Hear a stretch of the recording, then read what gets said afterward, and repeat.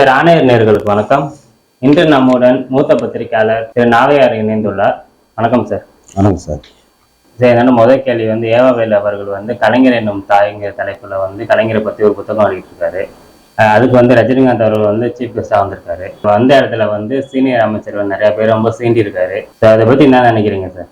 Mister ஆணையர் நேயர்களுக்கு வணக்கம். கலைஞர் என்னும் தாய் என்ற புத்தக வெளியீட்டு விழாவில் ரஜினி கொஞ்சம் சீனியர்ல சேர்ந்த மாதிரி பேசினாரு.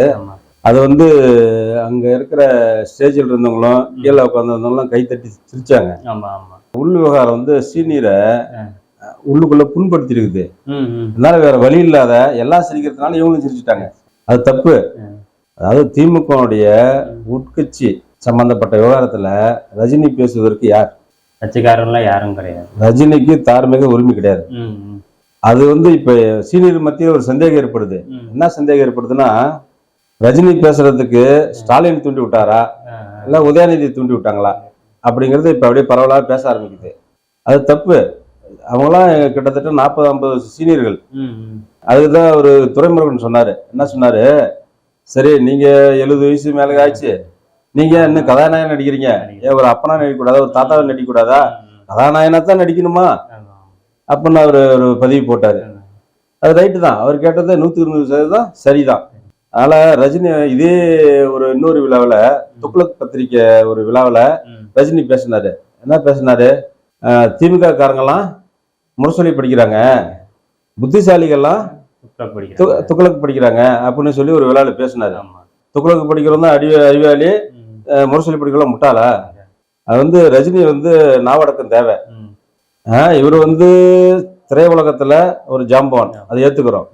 எல்லாரும் மதியக்கூடியவர், நடிப்பு திறமை எல்லாத்திலும் ஒரு சிறந்தவர் தான். அதுக்காக ஒரு திராவிட முன்னேற்ற கழகத்தினுடைய கட்சி உள் விவகாரத்தெல்லாம் இவர் தலையிட்டு நுழையிறது ரொம்ப ரொம்ப தப்பு. ஆனா அது சிஎம் கைத்தட்டி சிரிச்சா இருப்பாரு, அதை விட ஒரு ரொம்ப வேதனையா இருக்கு. அது இப்ப தெரியாது இவங்களுக்கு. யாரு இப்ப துரைமுருகன் மேல கை வச்சாலோ, பதவி போனாலோ, நேருலையோ பொன்முடியோ இது மாதிரி மூத்தவர்களையா, வேலா இருந்தாலும் பாலா இருந்தாலும் யாரு இவங்க கையை வச்சு தூக்கினாலும் திமுக ஆபத்து. அதுதான் ஸ்டாலினுக்கும் தெரியும். அதனாலதான் கம்முன்னு அப்படி ஓடுறாரு. உதயநிதியோட நெருக்கடியில தான் இது மாதிரி இளைஞர்களுக்கு முக்கியத்துவம் கொடுக்கணும். யாரும் மூணாவது மனுஷன் மூலியமா, கட்சிக்கு அப்பாற்பட்டு இருக்கிறவங்க மூலியமா தூண்டி விட்டு இது மாதிரி பேசுறது தப்பு. அது பெரிய ஒரு மோசமான சூழ்நிலைக்கு போயிடும். ஏற்கனவே 10 வருஷம் ஆட்சியில் இல்ல, எல்லாம் திணறினாங்க. இதே சீனியர் தானே கட்சி காப்பாத்தினாங்க. கூட்டம் போட்டது, செலவு பண்ணது, ஆர்ப்பாட்டம் போராட்டம் எல்லாம் பண்ணதெல்லாம் சீனியர் தானே. அப்புறம் அவங்ககிட்ட தானே ஓட்டு வங்கி இருக்கு. எப்படி அவங்க இவங்களை தூக்க முடியும்? அதனால ரஜினி அது இந்த திரைப்படத்துல கதை வசனம் எல்லாம் பேசுற மாதிரி இது பேசுறாரு. அது திமுக கிட்ட வேலையாகாது. அண்ணா திமுக கிட்ட ரஜினியுடைய வேலையாகாது. அதை கைத்தட்டி இவங்க சிரிச்சுட்டு அது பெரிய தப்பு.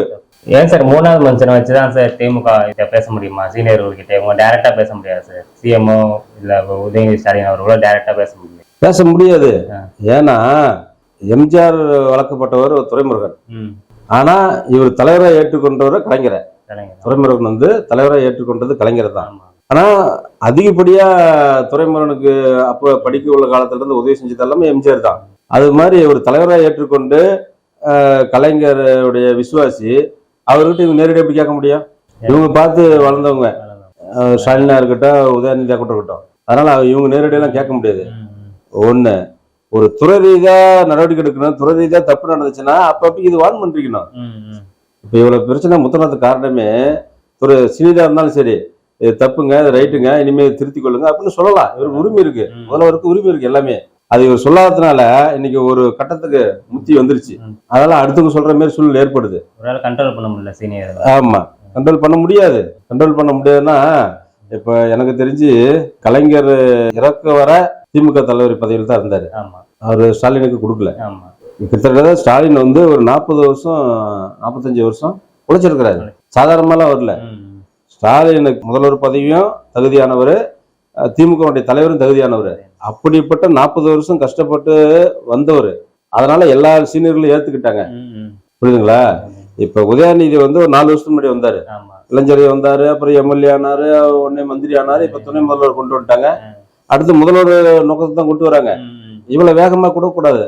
அங்கதான் ஏதோ ஒரு பிரச்சனை இருக்கு. யாரால இவர் சீக்கிரமா இவர் கொண்டு போறாங்க? சில பேர் விவரம் தெரிஞ்சுக்க என்ன சொல்றாங்க, அவர் முதல்வருக்கு கொஞ்சம் உடல்நிலை சரியில்லை, கொஞ்சம் ஏகப்பட்ட சுமைகள் அதிகமா இருக்கு. குடும்ப சைடுல இருந்து பிரச்சனைகள் வருது, உறவினர் மூலியம் பிரச்சனை வருது, கட்சிக்காரங்கெல்லாம் பிரச்சனை வருது, அமைச்சர்கள் இருந்து பிரச்சனை வருது. ஒன்றியச்சாளர் முதல் கூட கேட்க மாட்டாராம், ஒரு கவுன்சிலர் கூட கேட்க மாட்டாராம். இவ்வளவு நெருக்கடியில் இருக்காரு, அவரோட உடல்நிலை கொஞ்சம் முன்ன மாதிரி இல்லை அப்படின்னு விவரம் தெரிஞ்சவங்க சொல்றாங்க தான். ஓகே, யாரோ ஒருத்தர் சீனியருக்கு முதலமைச்சர் பதவி போட்டுட்டு நீங்க உங்க கண்ட்ரோல் வச்சுக்கோங்க, பேசுங்க. இப்ப கடந்த அதிமுக ஆட்சியெல்லாம் இல்லையா, ஓ பன்னீர்செல்வம் இல்லையா, அது மாதிரி யாரோ ஒரு விசேஷத்தை போட்டுட்டு நீங்க வேலை செய்யுங்க. இப்பயும் ஃபேமிலி தானே வேலை செய்றீங்க, அப்பயும் அப்படி செஞ்சுட்டு போங்க. அதாவது சீனியரை கொச்சப்படுத்துற மாதிரி தூண்டி வர்றதோ இல்ல ரஜினிகாந்த் பேசுறதோ அது கண்டிக்குரியது. ரெண்டாவது என்னன்னா, உதயநிதி கட்டுக்குள்ள கண்ட்ரோல் திமுக கொண்டு வரதுக்கு முயற்சி எடுக்கிறாங்க.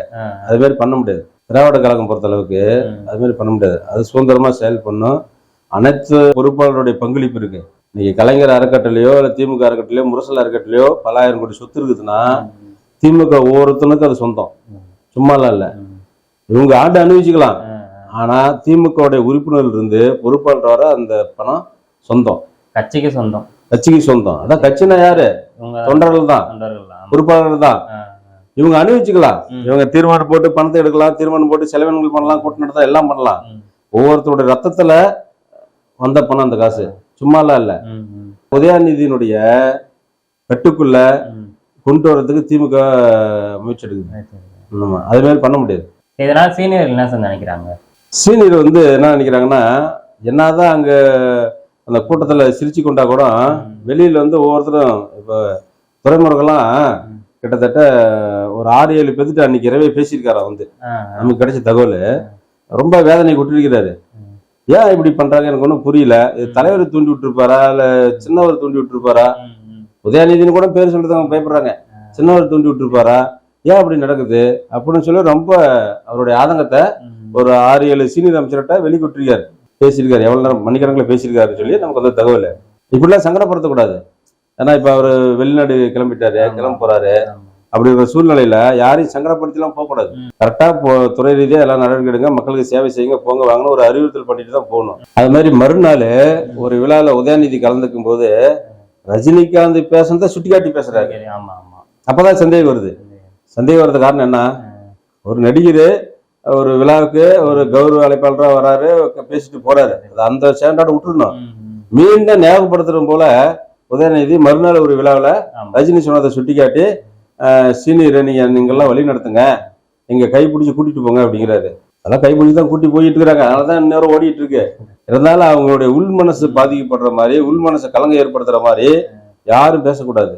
அதை ரஜினி சிந்திப்பார் நினைக்கிறேன். ஏன்டா அது மாதிரி பேசணும் அப்படின்னு ஃபீல் பண்ணா இருந்தாலும் மனிதர் திராவிட மாடல் அரசுன்னு சொல்லிட்டு இருக்கிற காலகட்டத்துல இதே மாதிரி ஒரு சீனியர்ல கொச்சப்படுவதுதான் திராவிட மாடலா, சீனியர்ல கலங்கப்படுத்துவதுதான் திராவிட மாடலா அப்படின்னு பொதுமக்களே கேட்க ஆரம்பிச்சிட்டாங்க. சீனியர்லாம் இந்த 40-50 ஆண்டு அவங்க அரசியல் வாழ்க்கையில எத்தனை முறை திமுக சிறை சென்றிருப்பாங்க, எத்தனை முறை வழக்கு கோர்ட்டு படி ஏறி இறங்கியிருப்பாங்க.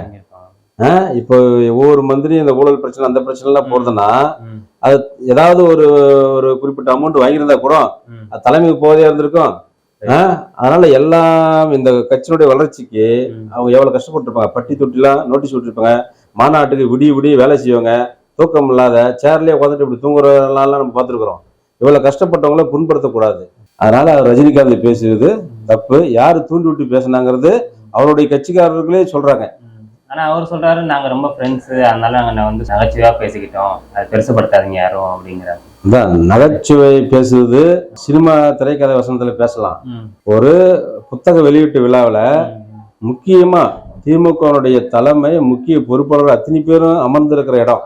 ஒவ்வொருத்தருக்கும் ஒரு குணம் இருக்கும். ஒருத்தர் எந்த விஷயமே சீரியஸா எடுத்துக்க மாட்டாங்க, ஒருத்தர் எப்படியாப்பட்ட சின்ன விஷயம் கூட சீரியஸா எடுத்துக்குவாங்க, ஒருத்தர் எவ்வளவு பெரிய விஷயத்த சொன்னாலும் அது நாசுக்கா அது நகைச்சுவையா எடுத்துக்குவாங்க. சில பேர் அதுல குத்தம் குறைய கண்டுபிடிப்பாங்க. அப்படி முக்கியமான நபர்கள் இருக்கக்கூடிய மேடையில இது போன்று பேசுவது அராஜகமான விஷயம் தான். அது பேசக்கூடாது. விழாவே ஏவாவேல் அவர்கள்லாம் நடத்திருக்காரு, அவர் தான் புத்தகம் வெளியிட்டு இருக்காரு. அவரை பத்தி எதுவும் பேசாம ஏன் சார் இவர் துறைமுருகனை பத்தி பேசியிருக்காரு? ஏவாவேலு எழுதிய புக்கு தான். ஏவாவேலு தான் இந்த விழாவுக்கு ஏற்பாடு பண்ணாரு. அதனால ஏவாவேலை பத்தி அவர் பேசல. ஆனா ஏதாவது ஒரு விழாவை கலந்துட்டு போனாவே ஒரு நினைவு பரிசு கொடுப்பாங்க. அது விலை உயர்ந்த பரிசா கூட இருக்கலாம். இது ஒரு காரணமா இருக்கலாம். இன்னொரு காரணம் ஏவாவேலும் சீனியர் தானே. ஆமா, அவரும் சரி. இன்னைக்கு நீ திமுகவில் எத்தனையோ அமைச்சர்கள் இருந்தாலும் பொருளாளர் டிஆர் பாலா இருந்தா கூட மறைமுகமா பொருளாளர் அவர் தான், ஏவாவேலு தான். புரியுதுங்களா? எந்த ஒரு மாநாடா இருந்தாலும், எந்த நிகழ்ச்சியா இருந்தாலும், எந்த கூட்டமா இருந்தாலும் அவருடைய பங்களிப்பு தான் அதிகமா இருக்கும். சொல்லாமே செய்யக்கூடிய ஒரு ஏவாவேலு. அதனால அவரை எப்படி விட்டு தருவாங்க? சரி சார், இவ்வளவு நேரம் உங்க நேரத்தை ஒதுக்கி எங்களை கேள்விக்கெல்லாம் பதில் வச்சு ரொம்ப நன்றி சார். நன்றி சார், நன்றி. சரி மக்களை, இது மாதிரி இன்னொரு நிகழ்ச்சியில் அடுத்த வீடியோவில் வந்து சந்திக்கிறேன். அது வரைக்கும் மிஸ்டர் ஆணைய சேனலை மறக்காமல் லைக், ஷேர் அண்ட் சப்ஸ்கிரைப் பண்ணிக்கோங்க. நன்றி, வணக்கம்.